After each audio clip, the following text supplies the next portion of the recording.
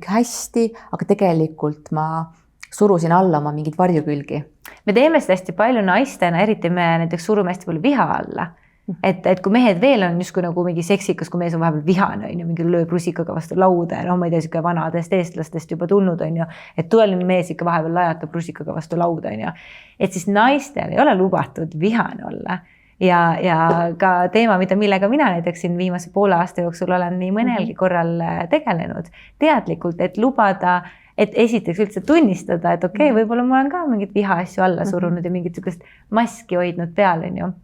Ja siis nagu lubada seda välja ja siis näha nagu siuke, et midagi ei juhtugi või et see kerguse, rõõmu ja siuke armastuse tunne pärast seda, kui ma näiteks kuskil naiste viharingis olen lubanud endal karjuda, on ju, et see rõõm on pärast seda nii palju ehedam ja sügavam. Meil just oli Tiit Trofimoviga saade ja seal samamoodi Tiit tõi välja, et naised ei tunne viha ja meestel on raske tunda kurbust. Ja.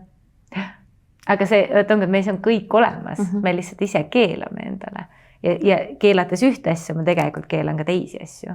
Me kõik on seotud ja oluline märgata, et neid asju nagu siis kuidagi vabastada sellises turvalises keskkonnas, et kas kuskil looduses või kuskil, ma ei tea, kodus või mis iganes. Ja teraapias. Ja teraapias. Minna lihtsalt teraapiasse, minna psühholoogi juurde. Just lugesin siia sõites Ants Rootslase viimast Instagrami postitust, kus ta ütles, et me kõik tahame olla nii vaimsed, aga tegelikult me peaksime alustama psühholoogilisest tasandist, me peaksime ennast psühholoogiliselt tundma õppima. Ja siis, kui me oleme psühholoogiliselt ennast tundma õppinud ja kahe jalaga maa peale saanud ja kuidagi nagu psühholoogiliselt endaga sõbraks saanud aru, millist on minu perekonnamustrid, millist on minu suguvõsaliini mustrid, mis tuleb kaasa mu emaliinist, mis tuleb kaasa mu isaliinist, millised on milline on minu pagas vastavalt sellele mitmenda lapsena ma oma perre sündisin, on ju, kuidas minu vanemate suhe mind on mõjutanud, et kui me nagu saame ennast tundma kõigepealt psühholoogiliselt, et alles siis me võiksime edasi liikuda vaimse poole peale.